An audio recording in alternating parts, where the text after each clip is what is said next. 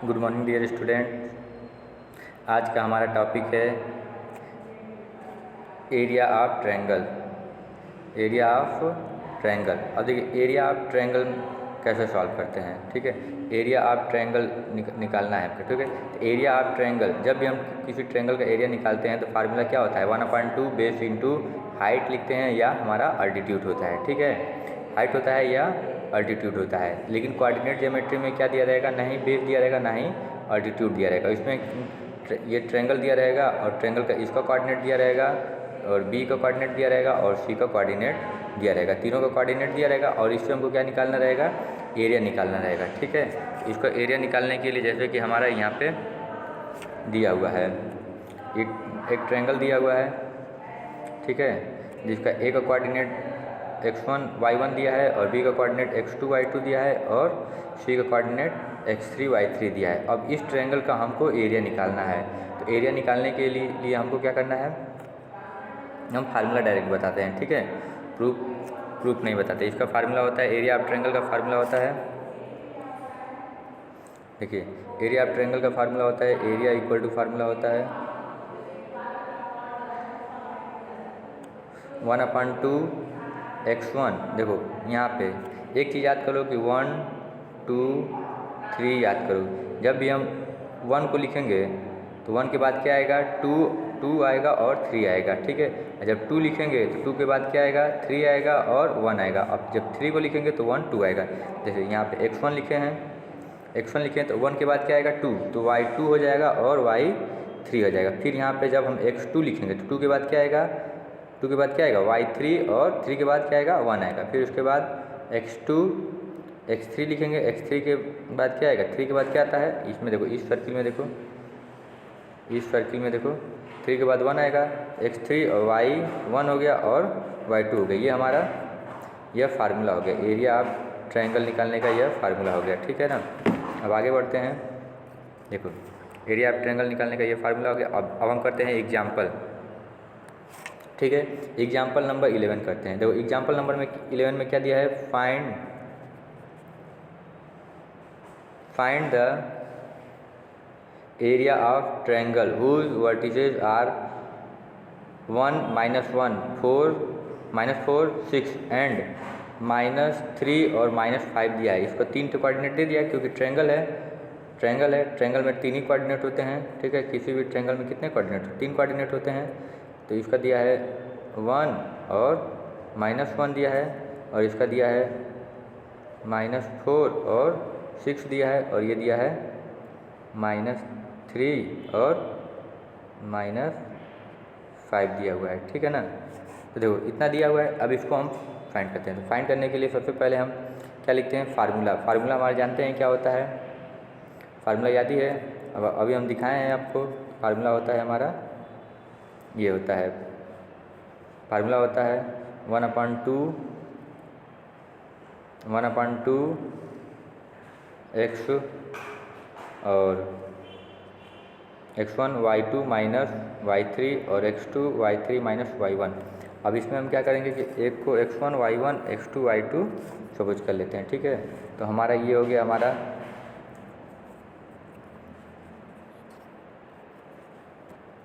देखो इसको हम सपोज कर लेते हैं x1 और ये हो गया y1, ये x1 है और ये हो गया हमारा x2 और ये हो गया हमारा y2 और यहाँ पे हो गया x3 और ये हो गया y3। ठीक है, तो उस फार्मूले में पुट करेंगे तो 1/2 लिखेंगे। फिर उसके बाद क्या होता है x1 की वैल्यू क्या है, 1 है। फिर होता है y2 का वैल्यू क्या है, 6 है। देखो यहाँ पे y2 की वैल्यू क्या है, 6 लिख दें। फिर माइनस होता है y2 के y3, तो y3 का वैल्यू क्या है यहाँ पे -5, तो -5 और ये क्या हो गया +5। फिर क्या होता है x2 का वैल्यू क्या है -4, तो यहाँ पे -4 लिख दिया गया है, -4 लिखा गया है। फिर -4 ब्रैकेट में क्या होता है, x2 के बाद y3 आता है ना, तो y3 का वैल्यू क्या है, y3 का वैल्यू देखो यहाँ पे y3 का वैल्यू हमारा ये दिया हुआ है।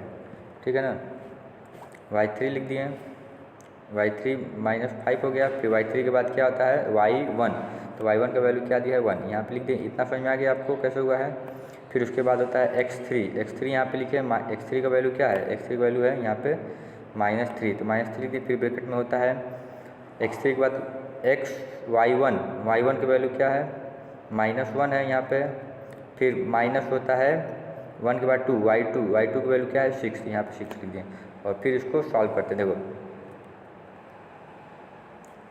हम सॉल्व करते हैं, देखो सबसे पहले इसको सॉल्व करते हैं इसको, तो 6 और 5 को ऐड करेंगे तो क्या आएगा 11, तो यहाँ पे 11 लिखा गया, ठीक है। और फिर ये देखो -5 और 1 को ऐड करेंगे क्या है -4, और -4 का मल्टीप्लाई जब -4 में करेंगे तो क्या हो जाएगा +16 हो जाएगा, ठीक है। और माइनस यहाँ पे क्या है -1 और -1 और -6 को जब ऐड करेंगे क्या आ जाएगा -7, और -7 का मल्टीप्लाई 3 में करेंगे तो क्या हो जाएगा +21, ठीक है। अब 21, अब इन सबको क्या करते हैं ऐड कर देते हैं, ऐड करेंगे तो क्या आ जाएगा 48 आ जाएगा। अब 48 को किससे डिवाइड करना है 2 से डिवाइड करना है, और 2 से जब डिवाइड करेंगे क्या आ जाएगा 24 आ गया। तो हमारा area so the area of triangle क्या आ गया एरिया ऑफ ट्रायंगल आ गया 24 स्क्वायर यूनिट, ठीक है। एरिया ऑफ ट्रायंगल क्या आ गया 24 स्क्वायर यूनिट आ गया, ठीक है। अब अगले हम एग्जाम्पल पे मूव करते हैं। अगला एग्जाम्पल है find the area of triangle form by the points A 5 2 और B 4 7 और C 7 -4 है। इसका हमको क्या फाइंड करना है एरिया फाइंड करना है। तो एरिया का फार्मूला आपको मालूम है क्या होता है, एरिया का फार्मूला है क्या है एरिया का फार्मूला है हमारा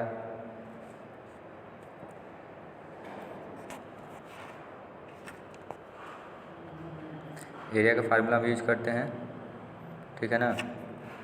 एरिया का फार्मूला है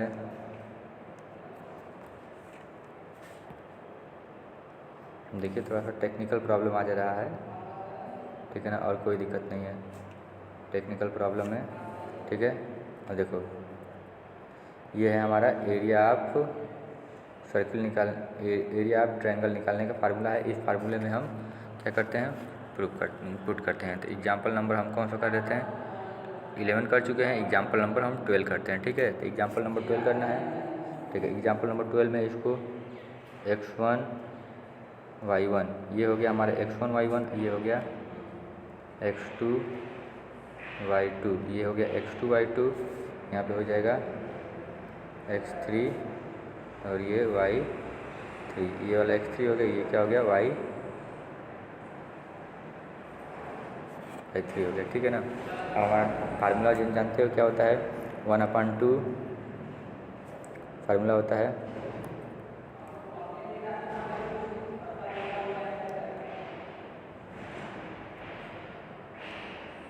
देखो 1/2 फार्मूला होता है ना 1/2 और x1 फिर ब्रैकेट में y2 माइनस y3 होता है। देखो x1 का वैल्यू क्या है यहाँ पे, देखो यहाँ पे x1 का वैल्यू क्या है 5 है, x1 का वैल्यू क्या है यहाँ पे 5 है, तो 5 पुट कर दिए। फिर उसके बाद क्या है y2 है ना, तो y2 का वैल्यू क्या है यहाँ पे 7 है, तो 7 लिख दिए। फिर उसके बाद क्या आता है y2 के बाद y3, तो y3 का वैल्यू क्या है 4 है। तो यहाँ बीच में फार्मूला में माइनस होता है, यहाँ पे माइनस और -4 मिलकर +4 हो गया, तो ये समझ में आ गया। फिर उसके बाद अगला होता है यहाँ पर होता है x2 और ब्रैकेट में होता है y3 माइनस y1 होता है, ठीक है ना। तो x2 कौन है यहाँ पे हमारा x2 b है, ये 4 है, तो 4 पुट कर दिए। फिर ब्रैकेट में आता है y3 का वैल्यू क्या है -4, यहाँ पे -4 हो गया। y3 के बाद y1 का वैल्यू क्या है यहाँ पे 2 है, -2 पुट कर दिए। फिर उसी तरीके से इसको सॉल्व कर दिए। सॉल्व करने के बाद सिंप्लीफाई किए हैं, देखो यहाँ पे 7 4 क्या होगा 7 4 11 5 जा 55 हो गया यहाँ पे। इसको सॉल्व कर दिए तो 55 हो गया। और देखो 2 4 और -2 -6 और -6 4 जा -24, और इसको 2 में 7 जाएगा तो -5 और -5 7 जा -35 आ गया, ठीक है, इतना आ गया। और इसके बाद 35 और 24 को ऐड कर देते हैं, तो 35 24 क्या हो जाएगा 59 हो जाएगा 59, और ये क्या है 55 में से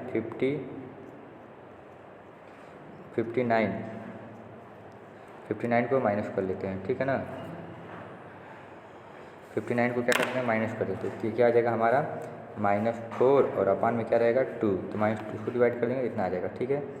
एरिया किस में आ गया, -2 आ गया। अब जानते हैं कि किसी भी चीज़ का एरिया जो होता है माइनस में नहीं होता है, तो इसलिए हमको since area is major which can not be negative will taken the numerical value of -2 that is the 2, therefore the area of triangle is 2 square unit. ये हमारा आंसर हो गया, ठीक है।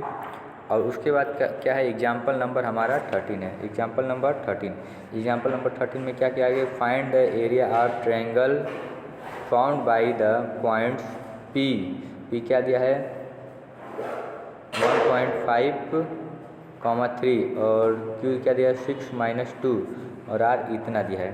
हमको एरिया फाइंड करना है, तो सेम उसी तरीके से क्या कर लेंगे, इसको फाइंड कर लेंगे, ठीक है। तो एरिया 0 आ गया। जब भी किसी का एरिया 0 आ जाता है तो कोई भी ऐसा चीज़ नहीं होता है जिसका एरिया का क्या हो 0 हो। अगर वर्ड में एग्जिस्ट कर रहा है तो कुछ ना कुछ एरिया वो क्या कर रहा है, कवर कर रहा है, एरिया 0 नहीं होगा, ठीक है। तो we can have a triangle of area 0 square unit. What does this means, देखो, if the area of triangle is 0 square unit then the value will be collinear. अच्छा, एरिया ट्रायंगल के 0 कब होगा, जब वो कोलिनियर हो। कोलिनियर मतलब कोई लाइन क्या हो जाए एक सीध में। कोलिनियर का मतलब क्या होता है, अगर 3 पॉइंट है A, B और C, तीनों एक लाइन पे हैं और इसका एरिया क्या होगा, एक लाइन पे है, तो इसका एरिया हमेशा क्या आ जाएगा, 0 आएगा। एरिया 0 कब आएगा, जब वह तीनों पॉइंट क्या हो जाएं, कोलिनियर हो जाएं। जब तीनों पॉइंट A, B और C तीनों का एरिया, ये क्या है, एरिया अगर 0 हो जाता है तो इसका मतलब ये क्या है, कोलिनियर। ये क्या हो गया, कोलिनियर समझे। जब ट्रायंगल का एरिया 0 हो जाता है तब उस समय वह तीनों पॉइंट क्या हो जाते हैं, कोलिनियर हो जाते हैं, ठीक है। अब हम आगे मूव करते हैं। एग्जाम्पल नंबर हमारा 14 आता है, ठीक है। एग्जाम्पल नंबर 14 में क्या दिया हुआ है, एग्जाम्पल नंबर 14 दिया है कि find the value of K if point A, B and C are collinear. देखो यहाँ पे क्या कर रहा है, कोलिनियर का मतलब क्या होता है कि एरिया क्या होगा उसका 0 हो जाएगा। ट्रायंगल का एरिया क्या हो जाएगा, 0 हो जाएगा, ठीक है ना। ट्रायंगल का एरिया 0 हो जाएगा तो वह कोलिनियर हो जाएगा, ठीक है। तो यहाँ पे हम एरिया का फार्मूला लिखते हैं। एरिया ऑफ ट्रायंगल क्या होता है, 1/2 कर्ली ब्रैकेट में x1 ब्रैकेट में y2 माइनस y3 फिर प्लस x2 के बाद y3 माइनस y1 और फिर उसके बाद x3 ब्रैकेट में y1 माइनस y2। अब देखो इसका एरिया क्या हो जाएगा, 0 हो जाएगा। एरिया 0 क्यों हो गया, क्योंकि यह कह रहा है कि कोलिनियर है, तो कोलिनियर में एरिया 0 हो जाएगा, ठीक है। अब इसको हम क्या करते हैं, सॉल्व करते हैं। सबसे पहले इसको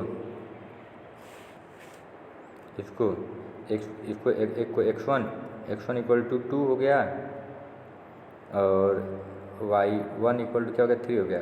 y1 इसको से क्या होगा, x2 और y2 और यहाँ पे क्या हो गया, ये हो गया हमारा ये x3 और y3, ये हो गया ना।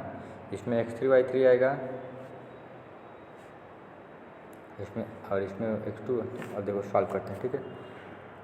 तो गिवन क्या है, since the given points are collinear the area of triangle form by them must be 0। मतलब ये कोलिनियर है तो इसका एरिया क्या आएगा, 0 आएगा। तो हम क्या करेंगे, एरिया फार्मूला में क्या करते हैं, पुट करते हैं, ठीक है।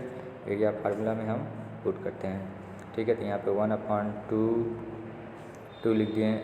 x1 का वैल्यू ऊपर दिया है, ऊपर पुट कर दिए। फिर क्या है y1 माइनस y2, यहाँ पे y1 माइनस y2 की वैल्यू पुट कर दी, फिर इसी तरह से इसको पुट करके एरिया की वैल्यू क्या कर दिए, 0 कर दिया। ठीक है, एरिया जब 0 हो गया, अब इसको हम क्या करते हैं, सॉल्व करते हैं। इसको हम जब सॉल्व करेंगे 2 का मल्टीप्लाई किस में करेंगे, k में करेंगे और 3 में करेंगे, फिर 4 का मल्टीप्लाई इसमें करेंगे, या तो 3 इन दोनों को ऐड करके फिर 4 से मल्टीप्लाई कर देंगे, फिर 6 को दोनों में मल्टीप्लाई करेंगे। 6 का मल्टीप्लाई एक बार 3 में करेंगे, एक बार k में, फिर उसको सॉल्व करने के बाद 0। अब देखो 2 का मल्टीप्लाई 0 में करेंगे 2 हो जाएगा, क्या बचेगा, -4k = 0 बच जाएगा। अब k हो गया, अब 4 को नीचे भेज देते हैं, क्या आंसर आ जाएगा, 0। ये हमारा आंसर आ गया, k का वैल्यू ये निकल गया हमारा 0 निकल गया। ठीक है, k का वैल्यू 0 निकल गया। अब अगला क्वेश्चन पे मूव करते हैं। क्वेश्चन नंबर है हमारा, सॉरी एग्जाम्पल है, एग्जाम्पल नंबर है हमारा 15। एग्जाम्पल नंबर 15 में क्या दिया हुआ है, एग्जाम्पल 15 में दिया है कि if A B C D are the vertices of quadrilateral, find the area of quadrilateral A B C. देखो क्वाड्रिलेटरल दिया है, क्वाड्रिलेटरल जानते कैसा होता है, जिसके 4 साइड होते हैं उसको हम क्या करते हैं, क्वाड्रिलेटरल। एक ए हो गया, बी हो गया, ये सी हो गया, और ये क्या हो गया हमारा डी। इस क्वाड्रिलेटरल का एरिया फाइंड करना है। तो ये क्या करो, क्या कैसे बनाओगे, इसको 2 ट्रायंगल में डिवाइड कर दो। 2 ट्रायंगल कैसे डिवाइड करो, या तो एक डायगोनल को तो ऐसे डिवाइड कर दो, 2 ट्रायंगल हो गया, पहला ट्रायंगल ये हो गया, दूसरा ट्रायंगल ये हो गया। ठीक है ना, इसका एरिया अलग से निकाल लो, फिर उसके बाद एरिया इसका निकालो, और दोनों को एरिया को क्या करते हैं, ऐड कर दो, तो एरिया आप ए बी सी निकल जाएगा। ठीक है, या इस तरीके से डायगोनल ड्रा कर दो, ए बी डी का एरिया निकाल दो, इसका एरिया निकाल दो, फिर इसका एरिया निकाल दो, फिर दोनों को क्या कर दो, ऐड कर दो। ठीक है, तो दोनों को ऐड कर दोगे तो हमारा एरिया निकल जाएगा। ठीक है, आप ट्राई कीजिए, और ट्राई करने के बाद एक्सरसाइज जो है 7.3 सेम वैसा ही है, सेम सॉल्व करिए। कोई दिक्कत होगा तो कॉल करिए हमको। ठीक है, कॉल करने के लिए हमारा नंबर है 7003666759। ठीक है, इस पर कॉल करिए, कॉल करके जो भी क्वेश्चन में दिक्कत हो उसको हमसे पूछ लीजिए अच्छे से ही। ठीक है, थैंक यू। बस आज के लिए इतना ही, अब हम आगे कल पढ़ेंगे।